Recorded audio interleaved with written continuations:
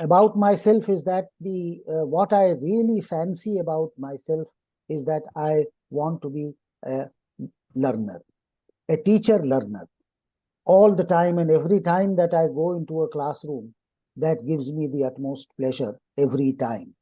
And today also, when I'm here with some amazing principals with great experience and teachers, I am expecting that this session should result in some kind of a learning for me.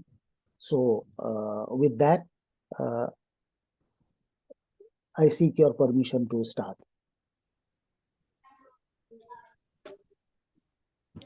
Can I? Please go ahead. Please Okay. start. All right.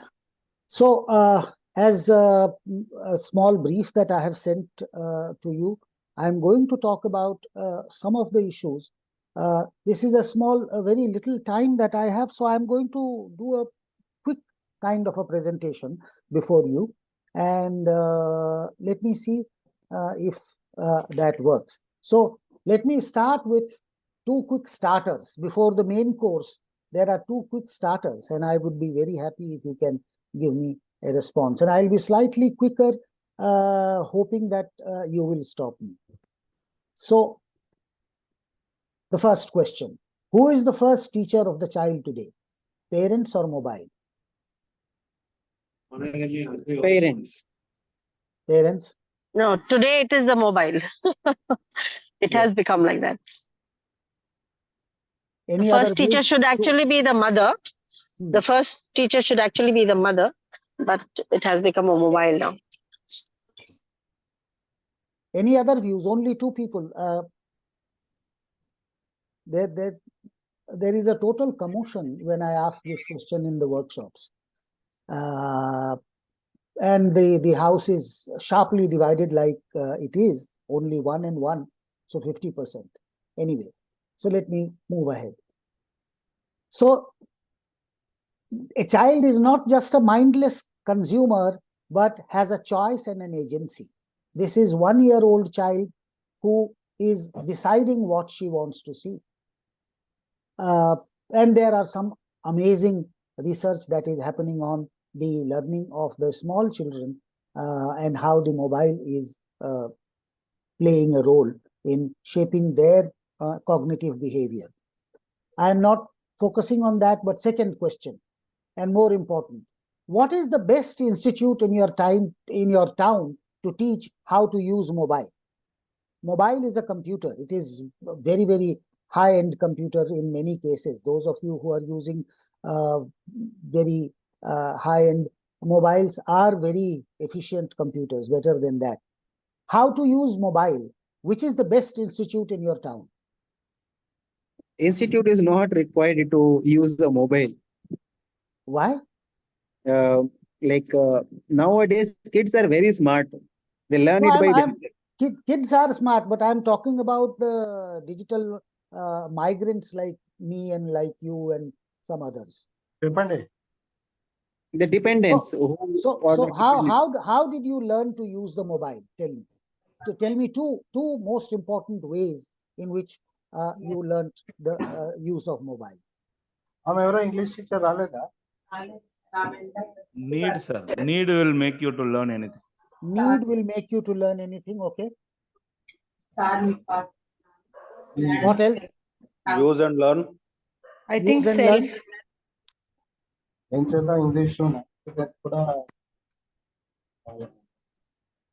Can you just share how you learned how to operate a mobile? By exploring it. By exploring. By experience, by keep on practicing, we learn. By keep on practicing, we learn. I was going to use a whiteboard for that. And everything that you are going to say, by experience, by exploring, by doing and, trial and error and all those kind of things. All those things that you would say in response to this question will basically make how people learn and how children learn.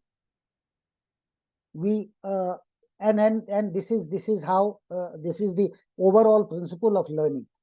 we do not have time to go on detail of this, but I just wanted to draw your attention is that the very high-end complicated instrument that came to us, there is no learning institute for that. We learned it by using it. Okay.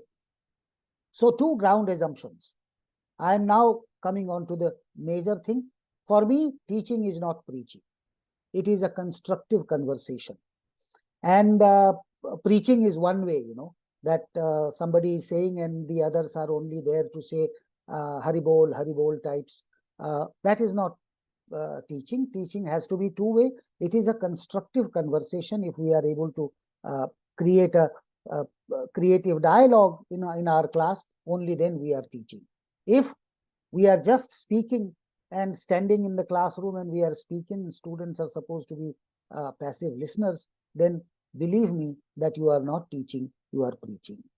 And so I believe that teaching is a constructive conversation, number one. That is ground assumption. We are going to do a constructive conversation today, and therefore interruptions are most welcome. So anybody has any question, anything, they disagree with me, that is one of the fabulous moments that will create a new kind of learning for all of us. So please interrupt me whenever you are uncomfortable, whenever you have any new point to make, or whenever you have to make a comment to make. Not necessarily that you will disagree with me, but if you want to disagree, most welcome. If you want to say something additional, please say that right then, stop me there. These are the 2 ground assumptions that I am going to start with. Is that okay? Yeah. Okay, sir. Okay. Fine. So let me start with the kind of portraying the scenario that we are in. We are all teachers and we are in the school. What is the role of a school today that I am trying to look at? So emerging futures for which we are preparing our students. The school, a child who is coming to our school today will be here for next 10, 12 years, and then there will be a future that we are preparing him for, right? So I was trying to look at that, what is the kind of a future that is emerging? Suppose that somebody is in 8th, 9th, and then in the next 3, 4 years, they are going to go out in the world. So look at the most basic kind of a thing. What are the fastest growing jobs in 2023? And Forbes came up with these, with the list that I'm presenting before you. Data science and analytics, artificial intelligence, AI and machine learning, renewable energy, digital marketing, healthcare and medical technology. This is the kind of a job market that is emerging today. And this is the Forbes review. There is another list that is there for you to take a look at that. I never stop wondering at our role for the children that we are dealing with. So the second one is that emerging job titles today. Are you sharing the screen, Vagish? We can't see the screen. What are you? You can't see the screen? No, I can't at least.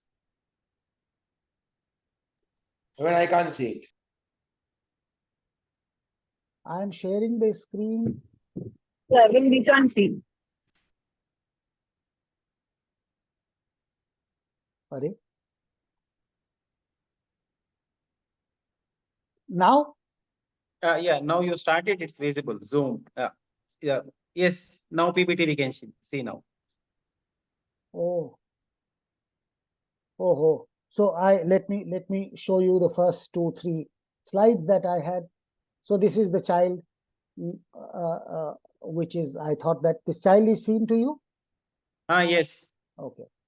And then it's not just a mindless consumer, but has an agency and choice. 2 important words. If the learners have the choice and learners have the agency, is a very important word. We are going to see that.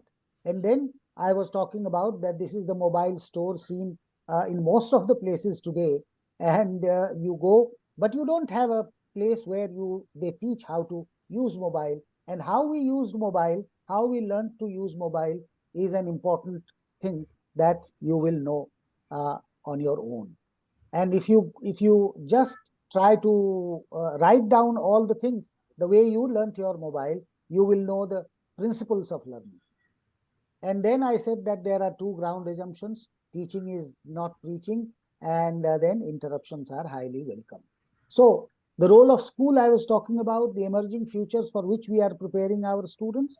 And this is the Forbes growing jobs of 2020-23. And here are the 5 key areas in which Forbes found out that these are the fastest growing jobs of 2023. Since I already spoke about it, so I'm going fast. And then emerging job titles today and in future. And this is something very, very interesting. This is a long list. I have tried to bring in a smaller, shorter kind of a list, and look at that.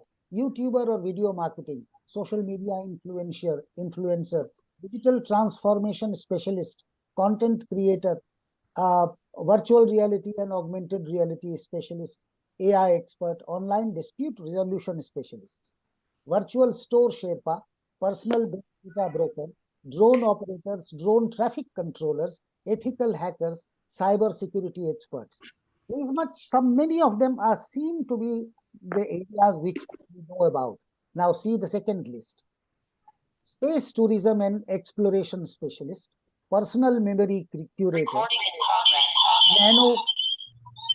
nanomedics, GM or recombinant farmer, elderly wellness consultant, metaverse planner, vertical farm architect, personal memory curators, memory surgeons or editors, robot psychologists, and genomics and genetic counseling specialists. This is just a small cross-section of the new kind of jobs that are emerging that I tried to present before you. This is the kind of a world that our kids are getting to graduate to. This is the kind of opportunities that is going to be confronting them.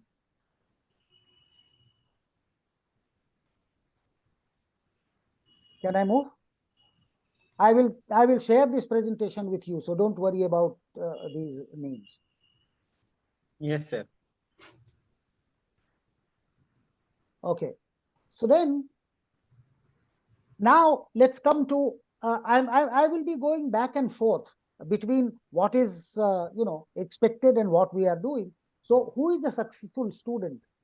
If we look at it from our point of view, then whether you are learning anything or not is not the criteria of success. The criteria of success is your grade sheet, and your grade sheet will live longer than you do. So even if suppose that I am going to get a Nobel Prize next year, somebody is going to fish out my grade sheet and say, hey, look at that, he got a C+ in class 10 chemistry. So that is the time in which we live, and the grade sheet is going to be immortal. I am not going to remain immortal. Somebody is going to fish out the grade sheet of Einstein also, and there are things that is available. Now this is the kind of a requirement. This is the kind of expectation that guides the instructional paradigm. Our instructional paradigm is determined by the requirements that you must fulfill as a teacher. I am not being cynical. I am just trying to present the scenario that is emerging in front of us. As a school administrator, as a teacher, this is what decides our instructional paradigm, what we are going to do. So, on the other hand, somebody as erudite as David Parkins would say in his amazing book, Future Wise, life-worthy knowledge are things that are likely to matter in lives that most learners are likely to lead. Look at the modesty of this MIT professor. And if you have not read this book, please get hold of it. The Future Wise, David Parkins, is that he's talking about that we do not know what are the kind of future that our kids are likely our learners are likely to lead. And most learners are likely to lead. The most word is very important here, and likely is another word which is very important in front of us. That gives us the modesty that we do not know the future for which we are preparing our students. Sir Ken Robinson also has been talking about it very vociferously, quite much, that what are we preparing our students for? A future that we have no idea. That is where, so we have to be, we are only trying to figure out, when I told you that these are the kind of jobs emerging, then I'm trying to figure out that, okay, that will be there. But the world is changing so fast that I have no vision of next 3 years now. The Moore's law is kind of going at a very fast pace. So there is a consensus among why this is happening so, because there is a consensus among the key stakeholders, and the key stakeholders are the parents, the students, teachers, and even policymakers. The problem that we face is that there is a multi-vocal approach that creates confusion. We are told that kids must perform good in the examination, that boards are setting for that. And then on the other hand, we are being told that there is a new education policy, there is a national curricular framework, and it talks about very many other kind of things that we should be aiming at. Those other kind of things are the transdisciplinary understanding that we should be able to inculcate among the students. That critical thinking is what we are supposed to be inculcating among the students. On the other hand, when the examination is taking place, if the students are not getting good marks, then parents are disappointed. The student himself is saying that, look, if I am not getting a good marks, then I am going to get a admission in good college. So I see this contrast when we were students some 100 years ago, that 60 or 65 marks in a particular subject was great, like we used to celebrate. And today, my daughter is crying because she got only 98.9% marks. And 100% marks in history, 100% marks in English. This has kept the best of the educational thinkers worried that, is this what we are trying to do? What is the point that we are making? And everybody cannot get 100 marks in 100 out of 100. That is what is happening. There is a glut of people getting 100 marks. Best of the colleges are full with 100 marks, percent markers who are coming to the college. This is where the confusion is created. I'm just trying to present before you the issues that we as a teacher, as a school administrator are facing in front of us. So there is a consensus that they should get good marks. There is a consensus that they should be doing good in examination in terms of getting their mark sheet better. On the other hand, there is another set of expectations that they should be critical thinkers. They should have transdisciplinary understanding. They should have communication. They should have all those kind of 21st century skills that people talk about. This creates a confusion. This is where I say that teachers find themselves at the crossroad. They do not know that whether to cover the syllabus or uncover the joy of learning.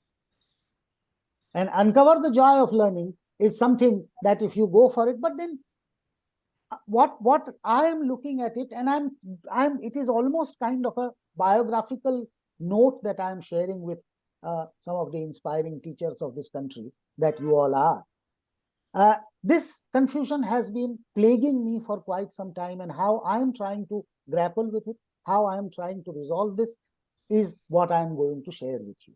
So it's a very intimate kind of my own tensions and confusions, and some glimmer of hope that I see somewhere. So what I see is that this is a classical dilemma. Kabir says that thadhi bharu to gagariyo na doobe or lihuri bharu to sarak jaye chunri. If I am trying to draw water from the well standing, I can't reach the water. And if I bend down to reach to the water, then my chunri slips. What should I do?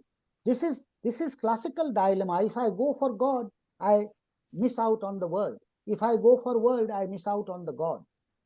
What do I do? This is that typical kind of a dilemma that if I cover the syllabus, uncovering the joy of knowledge is missing out. If I go for uncovering the joy of knowledge, covering the syllabus is missed out. What do I do? This is the classical dilemma, and not classical dilemma of this was what Kabir also was facing. And most of this is also called as ishke haqiqi and ishke majazi. How you are going to, deal with these two issues. Now, I am not the only person who is thinking about it. The scholars all over the world are thinking about it. I can talk about 10 of such people, but I'm only talking about 2 or 3 of them today in front of you. Here is Scott Freeman, University of Washington. He was a professor of biology. He is a professor of biology. He conducted a study in 2014. It was a meta-analysis. So he synthesized some 225 studies comprising the effectiveness of teaching in STEM education. How teaching in STEM education is taking place and what is the effectiveness of that. That was the study.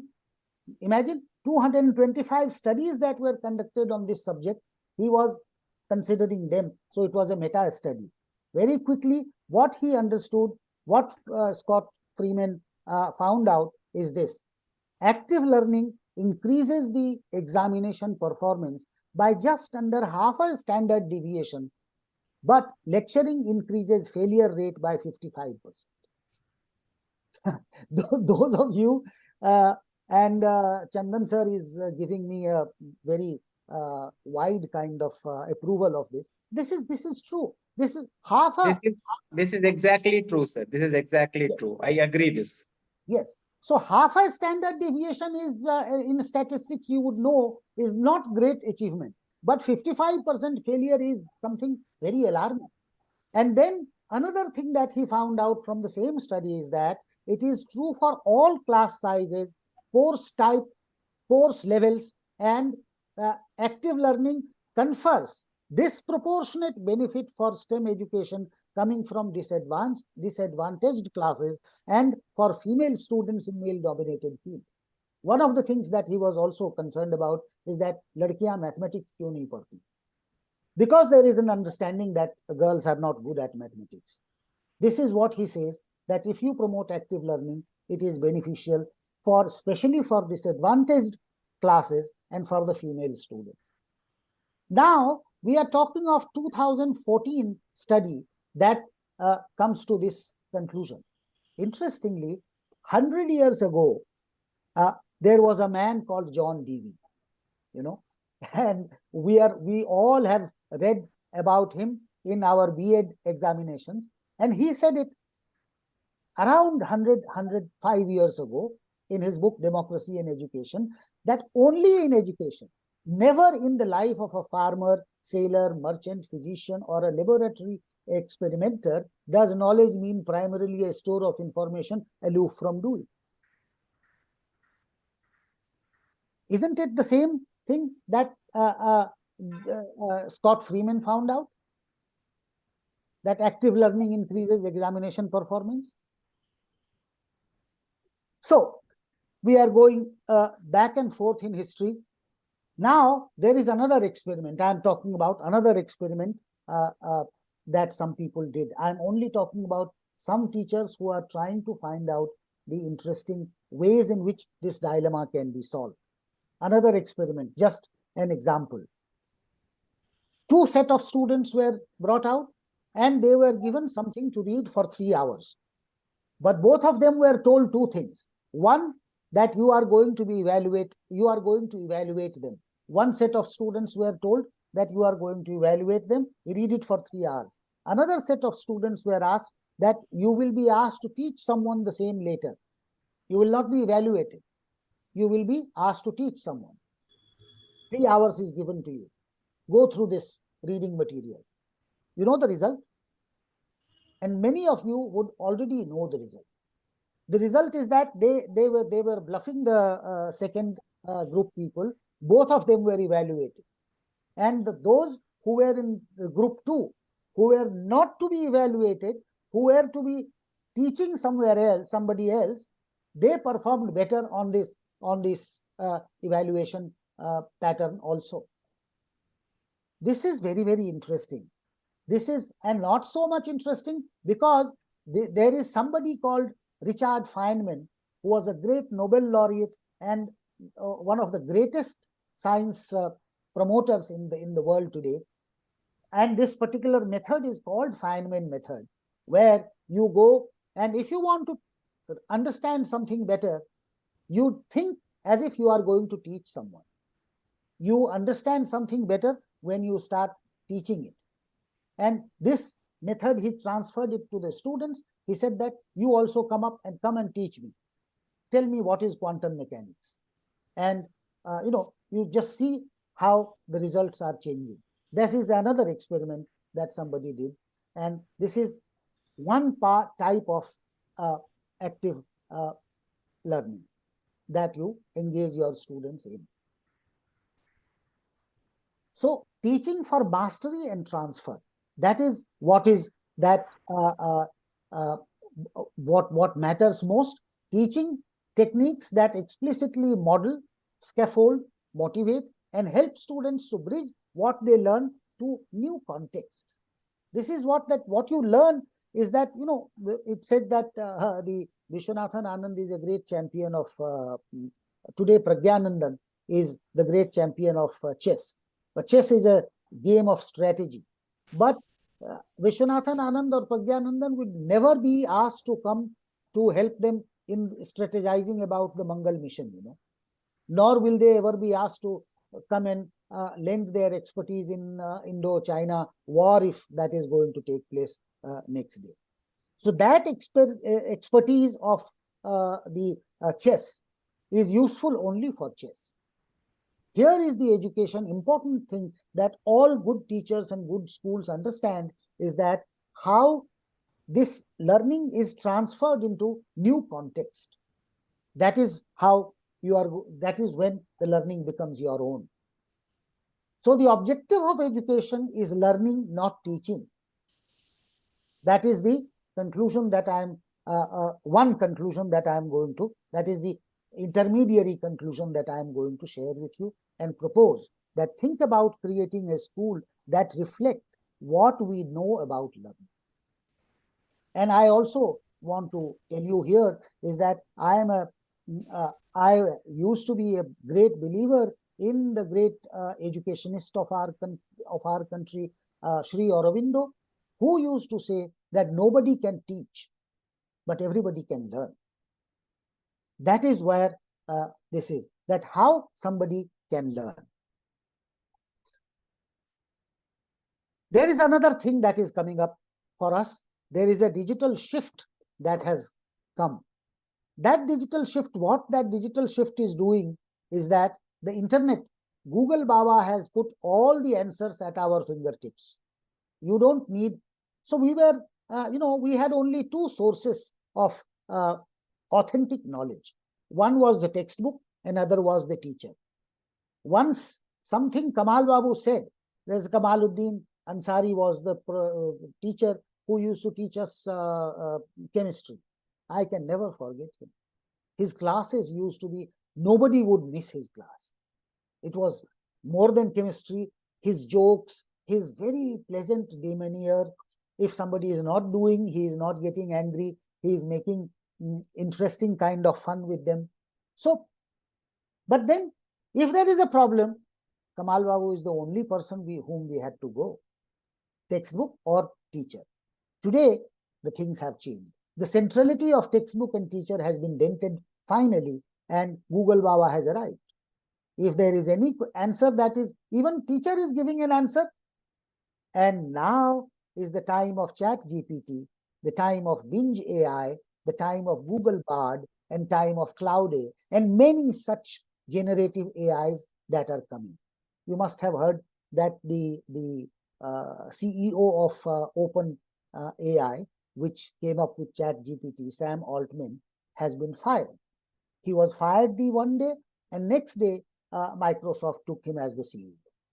So That is the world. Generative AI is the world. What generative AI has done, however, and you all must be aware, is that art of answering is now a mechanical act.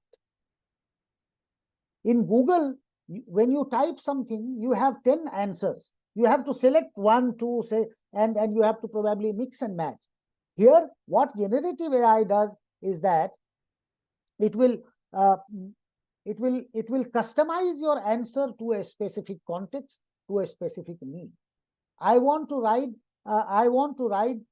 a poem in praise of Madam Azra Begum in the Shakespearean style, and I ask ChatGPT, can you write a poem of praise for Azra Begum in as if I am a Shakespeare, and it will give you a Shakespearean style.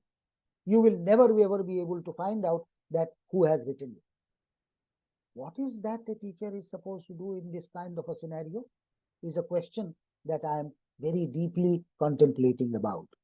This is where you have to think about it, is that a great, and I'm sure you must have heard of the name of Yuval Noah Harari, who wrote the famous book and blockbuster book called Sapiens.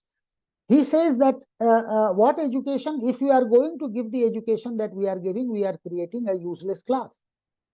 What computers can do much better if you are creating students like an inferior computer, what is the use? What is the purpose? So this is an important juncture where we have to think about karna kya hai. This is where now again a terminal question answer that I am giving you is that don't teach them how to answer the question, teach them how to question the answer. And why you should teach them how to question the answer is because learning how to ask the question also leads to improved learning outcomes, greater student engagement, and ownership of the learning process. This is something that I want to draw your attention very, very deeply. Is that, and this I have been trying for last at least 15 to 20 years, is that learning how to ask question from the student is a very key kind of a category, skill, and it leads to improved learning outcomes. It leads to greater students' engagement and the ownership of learning process. If that has happened, if you have created that kind of an ownership of learning among the students, then you don't have to worry. I always say that our role as a teacher is not to quench their thirst for learning, but to ignite a fire for learning. If that आग लगाना काम है, प्यास बुझाना काम नहीं है.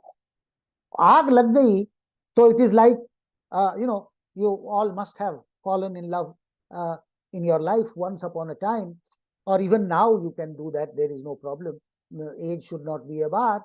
Is that once you are in love, then it doesn't matter how long the house wall is, और उस पे barbs लगे हैं या कैसे है. You will find out the ways to cross it.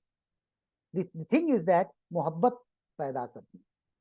I, as a teacher, am looking at that kind of a scenario where I can create that love for knowledge, that fire within, the fire within to know some question. And you see how they will find out. There are no dearth of ways in which the knowledge can be found out. Also remember that unless we are able to ask new question, no new knowledge can ever be generated. No new knowledge can ever be generated if you don't ask new questions. That's the point. So, how learning happens then? And how learning happens, there are various ways of things that I'm asking some questions, just presenting before you, that how today's learners learn. How do we teach digital natives? They are called digital natives, those who have been born after 2000 or something like that. And Generation X and Generation Z and Generation Y and all those names are coming up for them. And so learning centered assessment is one major thing that I talked about. Some of the other things earlier. This is one that I want to draw your attention to. And students, what happens when learning-centered assessment is taking place is that the students take on the ultimate responsibility for the quality of their work and their learning. If that learning-centered assessment is taking place, you all also must be aware that there are three kinds of learnings that they say: learning of knowledge, learning for knowledge, and learning as knowledge. So the assessment for knowledge, the assessment as knowledge, and assessment of knowledge. Generally, the evaluation that takes place is that assessment of knowledge. But assessment for knowledge, for learning, how much they know, if they do not know. So I remember, early days when I had joined a school, international school in Delhi, and some student failed in social sciences. And I went to the principal and I said that, madam, she is not really interested. These are the students who are not really interested. The principal was cool-headed lady who had a deep appreciation for the way I was teaching. And she told me that, tell me, Mr. Jha, did your student fail or you failed? Oh, I was confronted with this question for the first time. I had never thought about it, that it is not my students who are failing. It is I who am failing, who is failing. So the core question is that children need to learn how to learn. That is the idea that Barbara Oakman is running a course on Coursera nowadays, learning how to learn. Very, very interesting course. Not the best of it, but nevertheless, very interesting course. Okay, so we need a considered shift in our approach to educating. That is my simple submission to all of you. What is that considered shift? I want to show you. Please tell me if you can hear the voice. I think you will be. When I talk about my pedagogy, I'm talking about my teaching practice. Pedagogy focuses on the... Is the sound clear? Yes, it is. Okay. Yes, it's clear. the things we do when we teach. When I talk about andragogy, I'm talking about my facilitation practice. Although andragogy has its foundations in adult learning, the concept applies more to facilitation practice. That is, when I think of andragogy practice, I think of myself as a guide on the side, where when I think of pedagogy practice, I think of myself as a sage on the stage. When I talk about Heutagogy, I'm talking about self-directed learning. I'm focused more on my practice of searching for information and reflecting on my learning. As an instructional designer, you may be designing learning interventions that involve aspects of pedagogy, andragogy, and Heutagogy.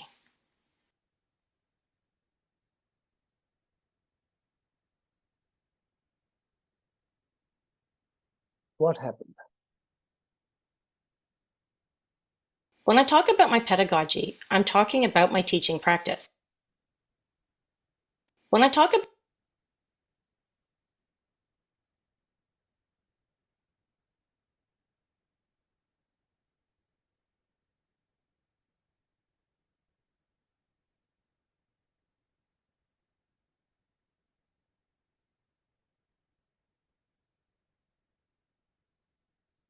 Okay, so what is that I'm going to tell you is that, am I talking about technology only?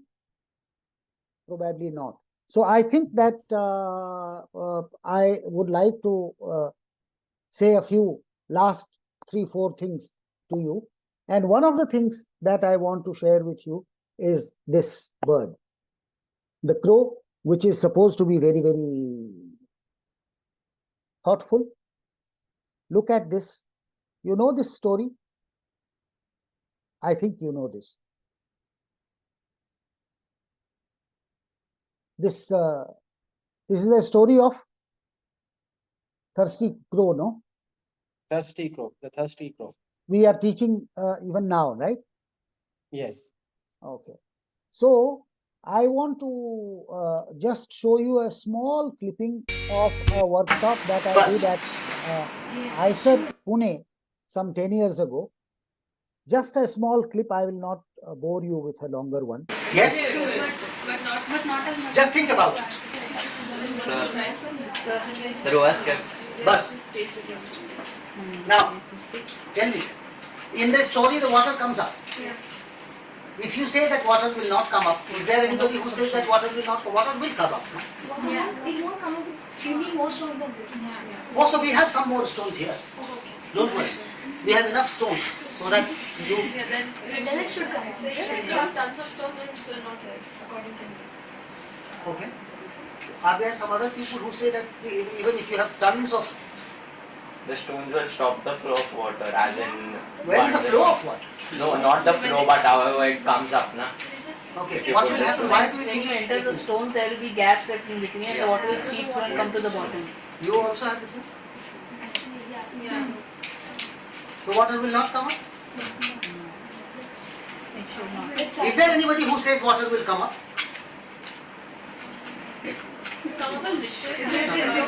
No, my point is that, you see, I am a crow and I need to know. See, I need to know that if water will come up or not. You can't say that water will come up a little bit. I have a small beak and I need to reach to that water and I am thirsty. And you know that I am thirsty. You would be able to drink because. No. I am a crow. I have no other features than anything. I am a crow. Yeah. With the features of the crow would be able to drink because when even if the water is like between the spaces of the rock, even then your beak will reach the water. But you won't be able to drink to his fill heart's content. I don't think so. Just a little water. Little water, it will be able to kind of soothe his throat. Yeah. Huh? How many of are you all agreed upon this conclusion? Huh? So this story is not completely wrong, it's half wrong, is that so? Anyone who says that no, this.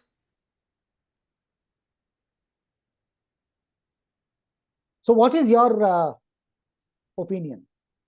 Is this story completely, do you agree with this? What is your take on this story?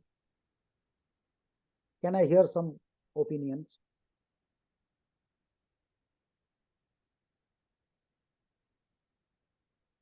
Logically completely wrong. Okay.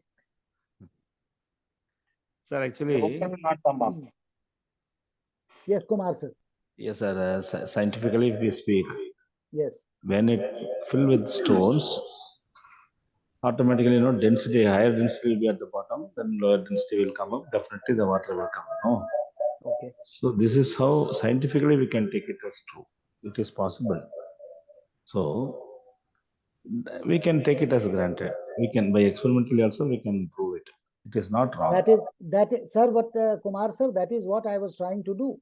I had a beaker in front of me, as you saw, and I had stones, and I was trying to do it scientifically. I did not want to show you till the end because I want you to do this before you believe this story and before you believe this scientific thing.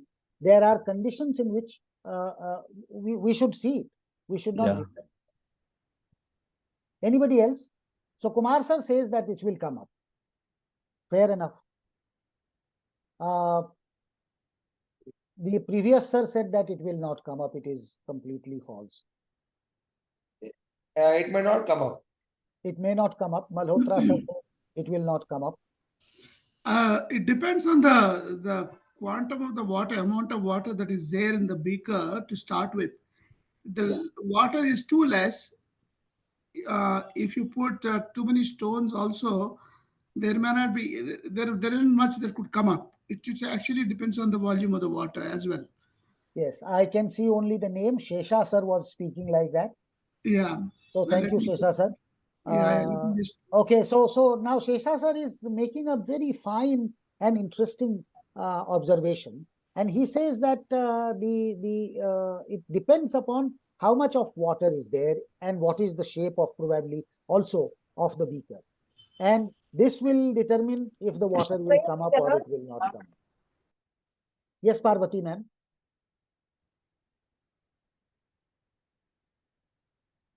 Somebody was saying something in between.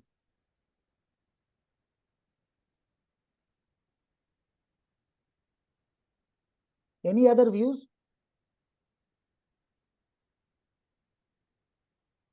only sirs are speaking. That is very interesting for me. Madams are not speaking, any one of them. Why? It's very disturbing, disquieting even to question something that you have believed for 200 years now.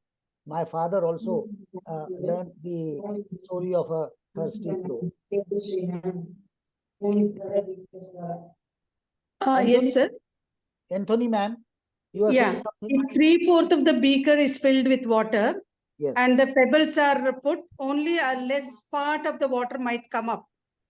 Now she is more precise than Shesa, sir. She is now saying that if 3/4 of the beaker is full, only then the water will come up. Yeah. It is the size and the shape of the beaker is not important. Important. Of course, They are important. Of course, important. Chandan sir says that it is important. Yes. And what about the shape and size of the pebbles? That is also and the type of the pebbles that are. So that is also important. Okay. I just want to find out that before you saw this, did any one of you look at this old and a very popular story in this light ever? Honestly, no, we didn't. Honestly, no, we didn't. You made us think. And ma'am, I am telling you, and sirs, I am telling you that with this one session with the students, and if you allow students to have their way, ask their questions, and this girl who said that if you have tons of stones, it will not come up and all that, and we started doing the experiment, and the kind of learning that is possible, the shape of the beaker, these how much of water is there, the kind of stones that are being put, and then somebody says in desperation that if the crow was so thirsty, how will he put where did he get all those stones, and putting those stones he will die before water comes up, and all those kind of things. So apart from the tangible scientific observation and estimation and doing the work, this resulted into a very, very engaged kind of a learning that was possible. No technology, simple asking question. I'll tell you another question that I have been confronted by last week, and some of you who all are teaching science and mathematics, I have been totally stumped. I am asking many of my known people who have backgrounds in science to help me out. One child in class 4 in an international board here in Delhi.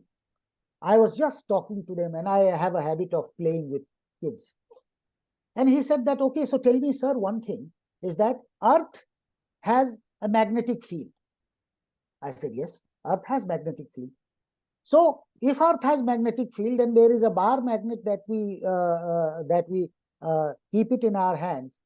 The North Pole and the North Pole of the Earth magnet is pointing towards the north, and the South Pole is pointing toward the south. This means that Earth's magnetic pole, the North Pole is on the south, and the South Pole is on the north. Am I able to? If that is not so, how is that possible? That is, if that is not so, then if the Earth's North Pole is on the north, then the bar magnet North Pole will repel. You get my point?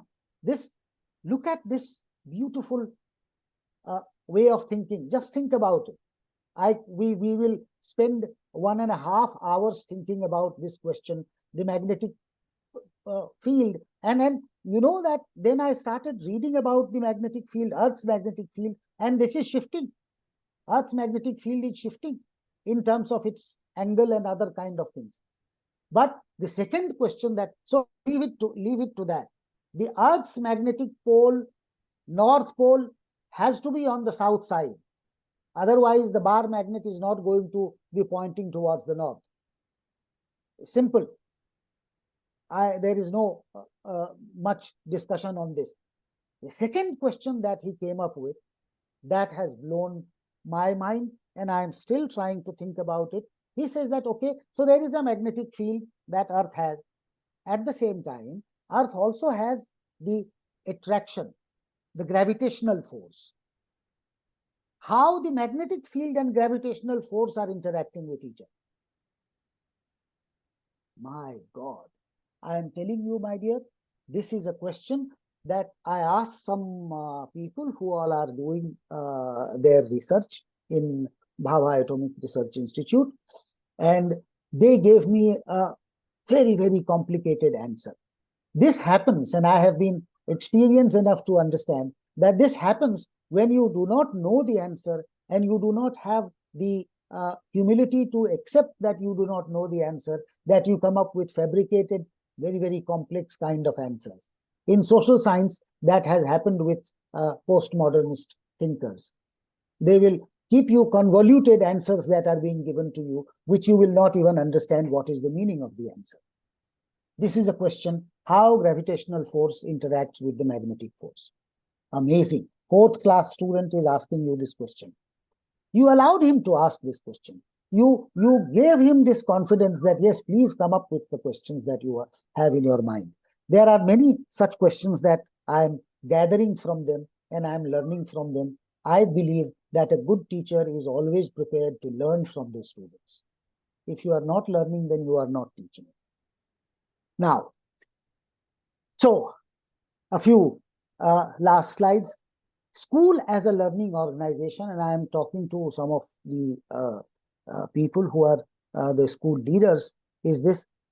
So just as schools are places of growth for children, they should be places of growth for faculty and administrators. I do not know about hippocampus, but in many of the best schools that I went and I tried to discuss with the teachers that I go for workshops and all that, I asked the principal that you have a library period for students? Yes, we have 3 or 4, even some schools have in a week.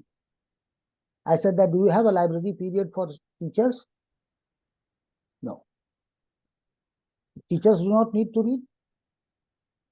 I recall an incident that Einstein gave a question paper to his assistant and asked him that go and get it typed. The assistant himself was a research scholar. He came running back to Einstein, said that, sir, there is a mistake. He said, what? This is a question paper that you had given last year. He said, yes. So the same question is this year also. He said, yes. The question may be same this year also, but the answers have changed. And I, as a student of history, started thinking about that, am I ready to admit that the answers, some of the answers have changed for history also? Probably not. Textbook remains the holy grail for us. Anyway, but then the point is that there has to be, the school has to be a place of growth for faculty and administrators as well. The best practices in schools we must know. Otherwise, how we are going to grow? And it is a place where the pursuit of intellectual interests and professional collaborations are supported and encouraged. Unless there is a professional collaboration happening, we are doing this more of the same. That is one small submission. Malhotra sir wants to say something? No, not really. Okay.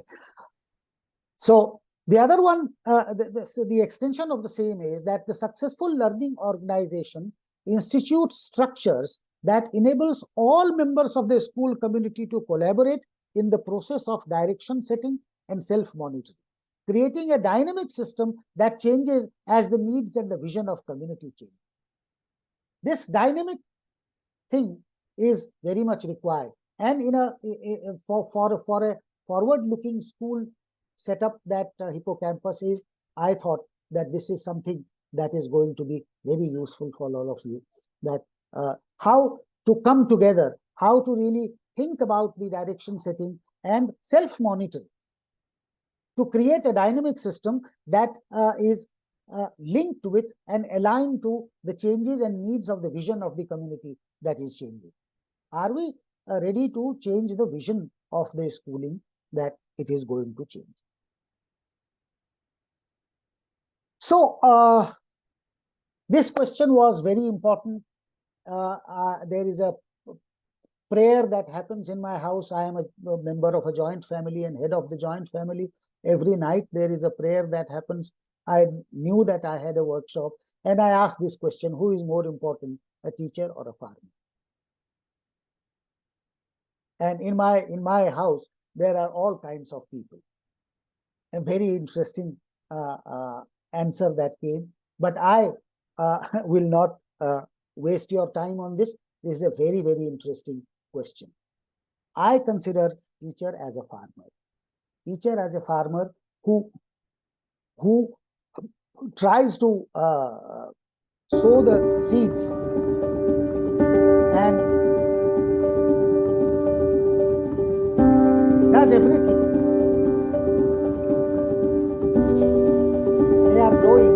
We do not know what kind of flowers are going to come up. We also do not know how many seeds are going to germinate or not going to germinate. We take care of them, we tend them, we try to look at them. By the way, this photographic technique is called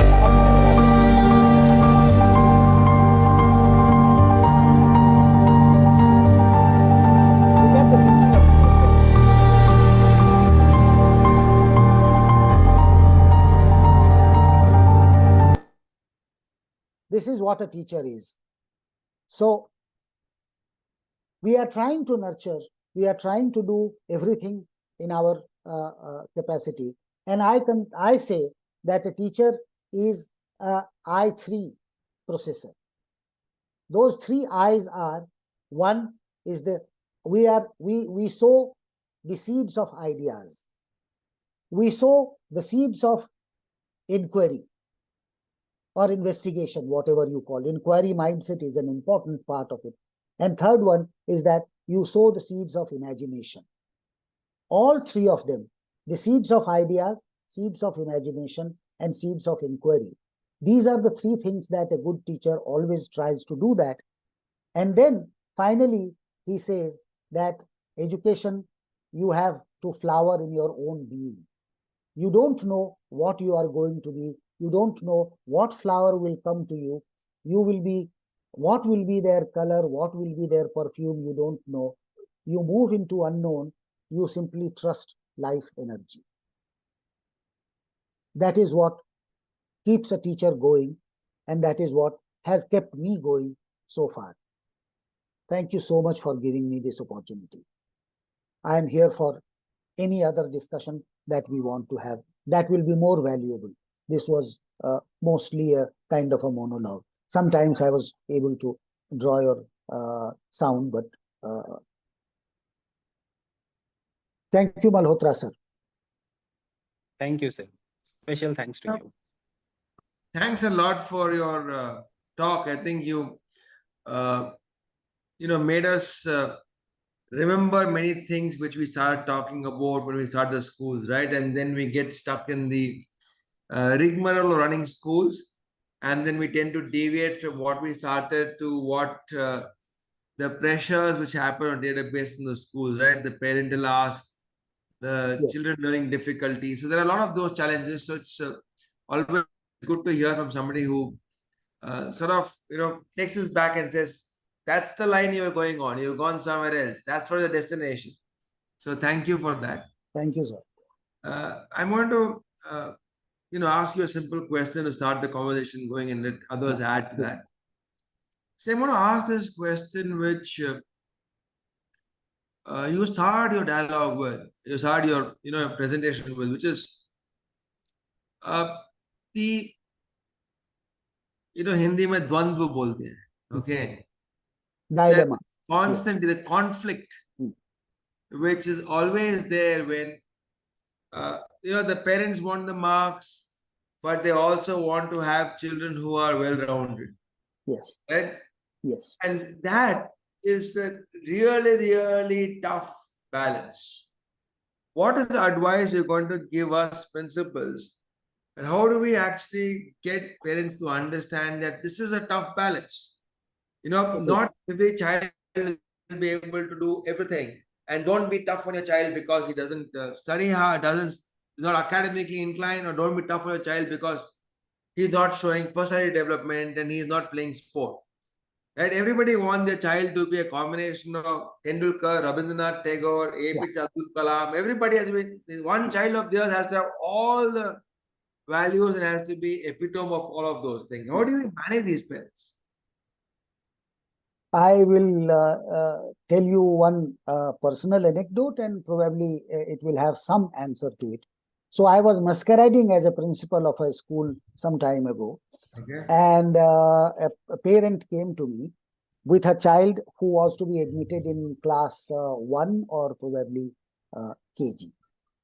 And he asked me that this is everything all after pleasantries that were exchanged. He asked me that, tell me, how are you going to prepare my child for IIT? That was the time when it took me some time to gather myself and even think about it, that how come a child who is coming for class 1, the parent is thinking about her or his ward to get into IIT. And that it was the time when I told him that please do not impose all your failed aspirations on your children. You did not get into IIT and now you want your child to become an IITian. So one thing that was that long time ago. Now that I am trying to do is I am trying to work out a small course kind of a thing. I'm still in the process of doing that. Is that educating children, educating parents about education. So what has happened is that parents simply dole out their children to the schools. They just don't want to take any responsibility. Fortunately, I would say that COVID came, and then parents were exposed to how schools are happening, how schools are being there, and they were forced to be a partners in education. Parents will have to be a partner in education. And I think that if you have once in a month parent orientation courses or something like that, you need to have more regularly this. And it's not orientation course where parents are called and given some kind of a pep talks.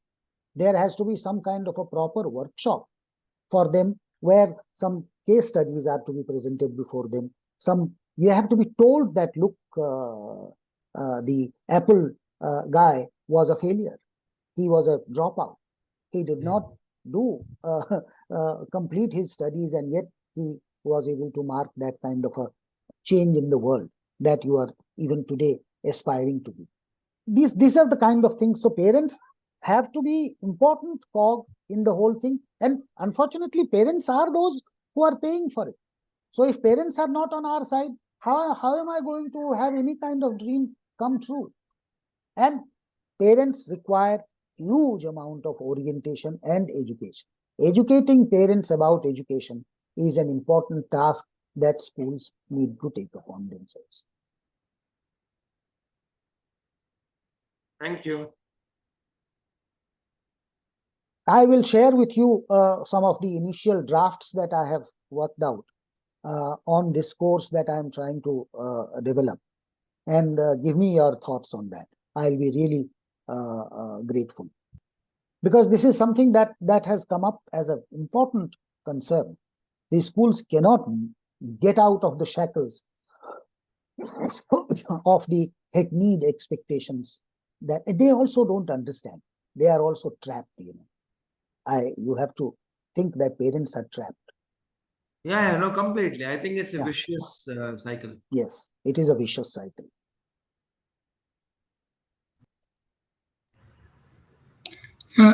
This Sesha here. I think Umesh has probably already asked the same question. That's a large concern. See, in the current world where the entire world is driven by consumerism, right? Yeah. And where there are a lot of aspirations towards the materialistic possessions, etc. I think just simply at certain age, at your age, maybe my age, we probably enjoy learning for the sake of learning, but because we have passed all our critical milestones in life. So whatsoever you want to say, but a lot of these young children who are yet to come up and aspirational, even their parents in their 30s and probably 40s, they want them to prosper financially also. Yeah. I think that's what is actually the driving this whole stress on the grades and then getting into IITs and getting next step is to getting into the good job. That progression requirement is actually taking a lot more importance than the way you are talking about learning for the sake of learning itself, a pure joy of learning, finding out about new things, new discoveries. That is taking a backseat because people are naturally they're concerned about um, the settlement of the children doing well, financially doing well. That's a challenge. I think that's what Rumesh also is saying. I think I don't know how do we address this dichotomy, so in the schools, Yeah. yeah, schools also struggle with it because the principals and teachers who they have a limited time of 6 or 8 hours, and you have to make sure the children, all of them, pass the class, they get better grades, and they have to go. Once they get a better grade, then only they can go to the next college. All these priorities, I think, overpower the aspect of learning itself. Yes, very well said, sir. And I tried to present before you is that this joy of learning that I was trying to tell is the driving force in the modern world today. The people who are getting good jobs they are getting good jobs not because they got A++ in their 10th class examination, but they got it because they were imaginative. They got it Yes. because they were daring. They got it because they could ask a very, very different kind of a question. And that is where it is not pure joy of learning. It is not something, that we are asking for. At this age, I have lots of things on the stake. I think that I am still trying to find out how it is possible for me to win a Nobel Prize. I am still motivated. So the children and the parents will have to be told that this is the way to go forward. And I am telling you that the actual even grades improve if you take this route. That is what I am telling you, that the fire of knowing, fire of learning has to be ignited. Then that is done. I mean, somebody should be talking about Tesla. Somebody should be talking about that how this latest failure of the rocket launch and what you call failure, he is saying that this is a great success. After that, the stages were separated and then it blasted. Somebody should be able to celebrate the failure this way, that how this has to be done. And is there? Do they not want their child to be the Tesla man? What is his name? Elon Musk. Elon Musk. Elon So Musk. don't you want to become your child another Elon Musk or better than him? And look at the attitude to the failure that he is taking. That is the correct attitude, 4 दिन पहले ये हुआ है. So that is what is something that we have to keep on talking about. Otherwise, they are a time warp. They are frozen in that kind of a time warp. This has to be broken. Thank you. Thank you, sir. Thank you to hear that passion. Hear that passion. Yeah. Thank you, sir.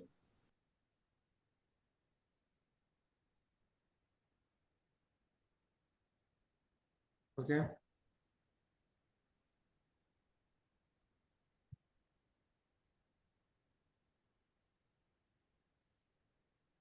So for want of hearing any female voices now, Azra madam can say some things, because I am really craving. The world will not change unless the females take charge of the change that has to come up. There have been some questions put out here in the post by somebody. They don't want to speak, I think. Yeah, even I was just going to say the same thing. Someone is asking a question here in the chat box, asking, is the school responsible or the parent responsible for pushing the child to get marks? Hmm. MN, I don't know who MN is. So, yeah. मैं ना रहा. Wow. मैं ना रहा. जब आप रहे ही नहीं तो इन सवालों का क्या करना? मगर Good question. But very you see, innovative question. But you see, how I look at it is that this is a world view that takes time to change. The large majority holds on to their particular kind of thing, and only a small number of people get out of that. Do you want to be a cohort of that bhed chal, which everybody is going to do? I am not interested in fixing up the responsibility. The parents and the schools are the part of a worldview, that larger worldview that tells them that IIT is still important. कोई IIT से निकल के Microsoft का, Google का, open AI का CEO बना है आज तक? Give me one name. No. Give me one name. Manipal university से पढ़ के नहीं गूगल का CEO IIT का आदमी है, but it's okay. Sir Manipal university से पढ़ के वो आया है. वो माइक्रोसॉफ्ट का है. अच्छा, माइक्रोसॉफ्ट वाला, ठीक है. But you know that in general, what I'm trying to tell you is that, I mean, this thinking is kind of very, very ghettoed thinking, and this thinking does not change so simply. It should not be, we should not be looking at the parents or schools. We should look at the worldview, and we should look at that, how to counter that worldview with a more realistic and more optimistic worldview, more creative worldview.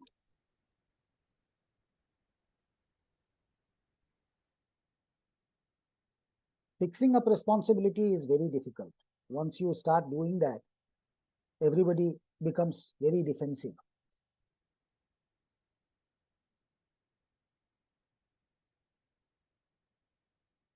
Yeah. Thank you. Can everybody? That story, Mayna Raha has written most of it. Sabya, read out the IIT ka banda is the hippocampus CEO. Sorry for that. No, there are no questions. Pooja just said that IIT ka banda is the hippocampus CEO. Yes, Vagish, I was going to tell you that my boss is an IITian. But the beauty of it is being an IITian, and from where to where he's now become, into the education field. That is, you see, that it is his individual spark and individual creativity that has got him here. IIT may have contributed to some extent, but then what he is doing today was not taught in IIT.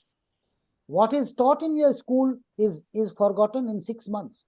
I have found the greatest of the definitions of education is what is given by the Einstein, who is even worshipped by people who are there in IIT, is that education is what you remember after you have forgotten all that was taught to you in a school. So, True that.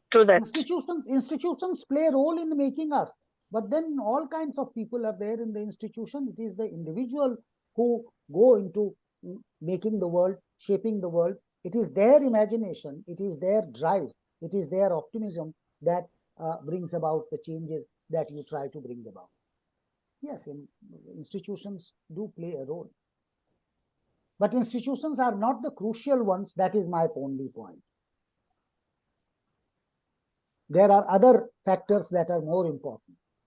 Your internal drive, your internal critical faculties that are there. You are disturbed about something. If you are not disturbed, then everything is fine. Why somebody should think about education? There is something disturbing. There is something that he wants to change. There is something that he wants to make this world as a beautiful place. And that is his personal passion. I would consider that.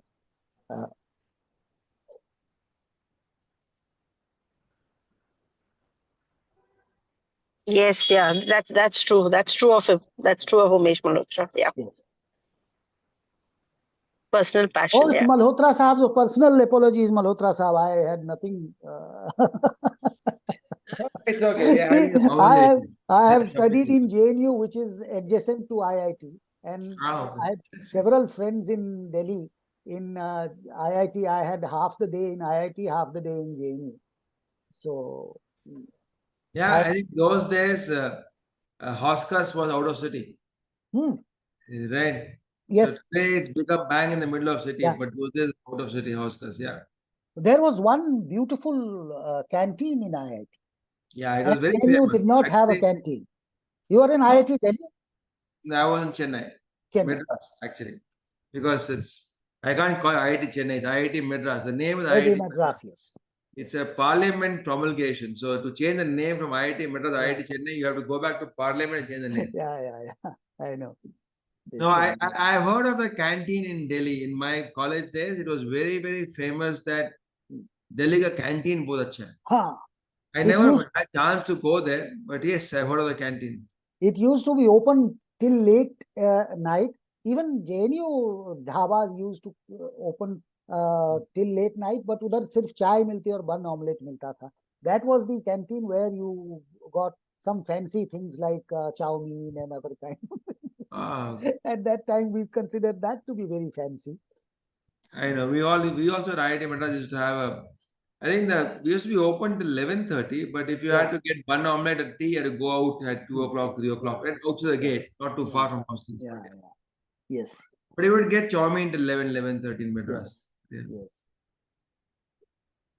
So that is how I look at the world, and I am an incorrigible optimist. So if a girl turns her face away from me, I think that she is showing her new earrings to me. Acha. Fair enough. I will try that the next time. You give them ideas.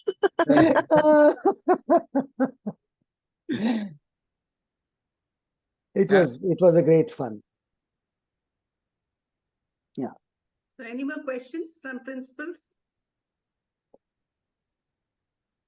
No, he really made us think, especially I'm thinking about the Thirsty Crow story. I mean, you never thought about it this way. So yes, we should let the children question the answers, must try that. I'm going to try that with some of the students. Yeah. And the best part, Pooja, is that some of these things we take for granted. Right? Thirsty Crow, we have been talking about for years, and we haven't thought of how it will happen.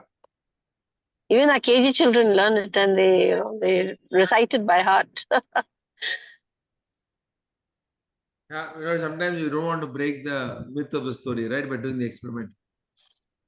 So did the experiment you did it reach to any conclusion on the different theories people postulated here?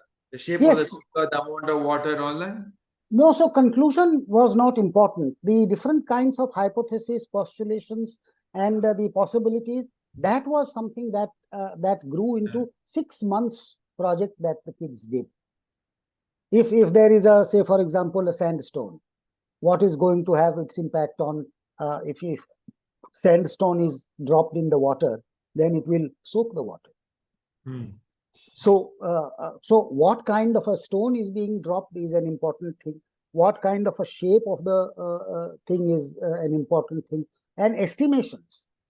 It's an important thing to you as a scientist would know that estimation is an important criteria of an observation and speculation. All these things went into how different conditions, you create different conditions, different types of liquid. What apart from water, if there is something else, if there is a milk, if there is something, some more thicker kind of liquid, how it is going to go about it. It caught the imagination of the children, Of course. and they went in their own way. I was simply trying to be just a typical guide by the side, and not even guide by the side. I would say that the core principle of constructivist learning is that teacher and student binary breaks down, and you are both co-constructors of knowledge. How you are learning together, and that togetherness has to be there. If you then even that power relationship, it breaks down. You don't allow students to ask questions. I mean, the typical framework is that teachers will ask the questions, students are supposed to answer. And this whole framework of, so students can teach to their own how the peer learning works, how the cooperative learning works, how the parents and student collaboration works.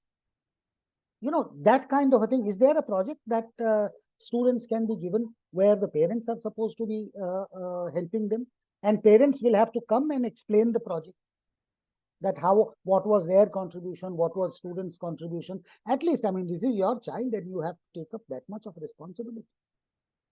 And COVID has broken that part to a great extent. There are some parents who do not have time even to meet their children. That is a different sad part of it. Vagish, also, you know, a lot of it depends on which socio-economic segment you're dealing with. Yes.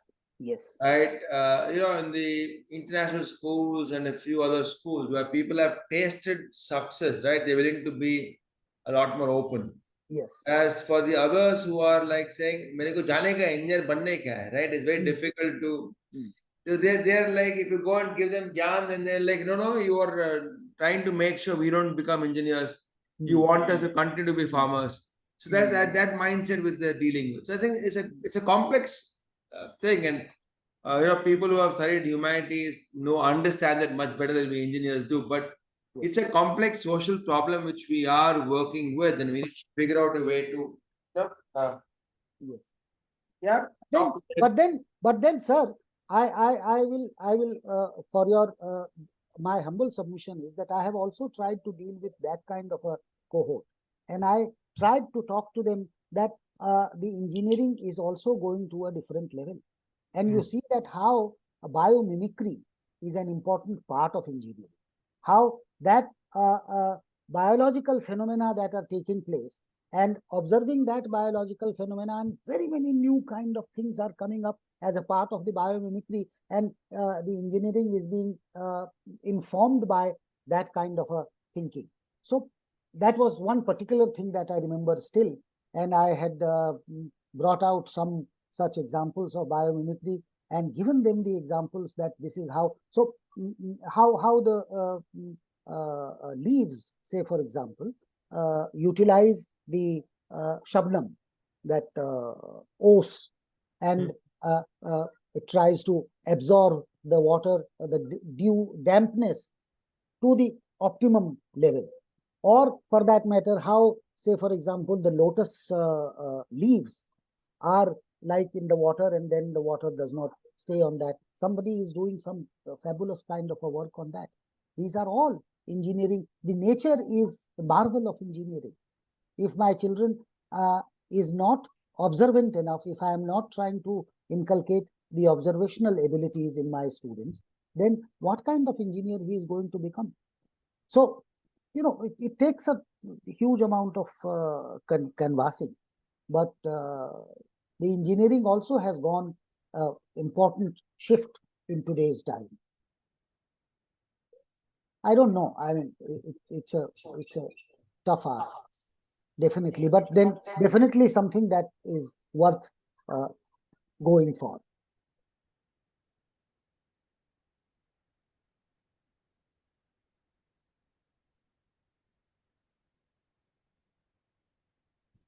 So I think we have come to a stage when it is time just to... one question, last question. Yes, please. Yes, sir, please. In the schools where you are interacting with, did you had an opportunity to see any school where they are kind of experimenting with these ideas and they're able to balance both the academic curriculum as well as this kind of inquiry-based learning? That's what we are trying to do here. But have you seen anything yourself where things are being done differently?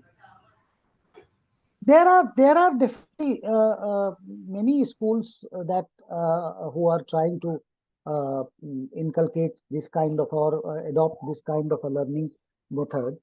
And you see, the IB curriculum is entirely on the inquiry orientation, and they are asking for going about that. But that has also become in some of the IB schools that I have interacted with, where this has become a kind of a technique. But then there are other regular schools also which are doing some of these kind of things in a very interesting manner. How much success is something? These are the case studies that are there. How much success is something that is difficult. Yardsticks of successes are problematic for people to be convinced. I am convinced not to be convinced about something. You can't change my mind.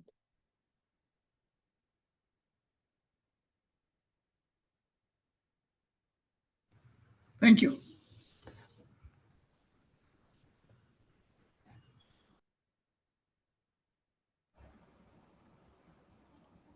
Anyone else would like to ask any questions? I think all of us are too stunned. For me, the crow story is like, I'm still in shock. You know that. So, as people of physics and science, I heard the replies there. But I'm still shocked that my childhood story is, just not, we think. And I've always believed in the fact that, a good teacher should always be a good learner, a willing learner.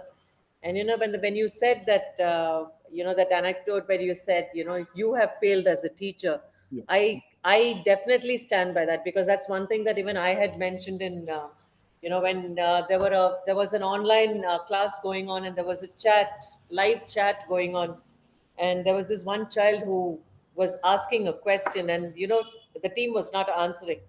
And then after the meeting, I said, why didn't you all answer? And they said, no, that child is a smart child. It's okay if you don't answer. He will know the answer. So I said, even if it is one child, if you don't satisfy, if you don't answer, then you failed as a teacher. So I think it's so profound and so true that when we take up ownership and, to see the success of a child is always good. But then when a child fails, we have to look at ourselves. Yeah, yeah. So thank you. I mean, I was just stunned in silence. My crow story started off with it, and I said, oh my God. So, but yeah, thank you. Thank you so much. Thank you, Sabiha. Yeah. So I think I'll just take this opportunity. Thank you, Azra, for bringing in, this is like really, really valuable. And I'm sure on behalf of all the principals and Mr. Umesh and Sesha and whoever, all those who have joined here, thank you so much. Thank you. Thank you, everybody. Really helped us. I mean, I've enjoyed every minute of it. And the women were quiet for once because we couldn't believe what we were. I think I should say that, so you should be glad that the women were quiet. Yeah. Thank you. Thank you. I'm sure that, it will take us far, definitely far. Yeah. Thank you so much. Thank you so much. Yeah. And Vagish, you want to end with your usual style? What? What you always did in JNU. Either you used to give poetry or singing. That will be too much. People are already tired and they want to go. So none of us look tired. So the platform is all yours. So Umesh sir has already left. So no, I'm there. Oh, you He's are there. there. He's there. Yeah. He is there. So do you want to? Do you want me to do something? What is called extracurricular? Sure. I know there are a lot of people who want to possibly head home. They're in school and all that. So yeah, if it's so going just, to take a few minutes, it will be good. Otherwise, it might be a bit okay. So difficult for them who are in school, right? Let me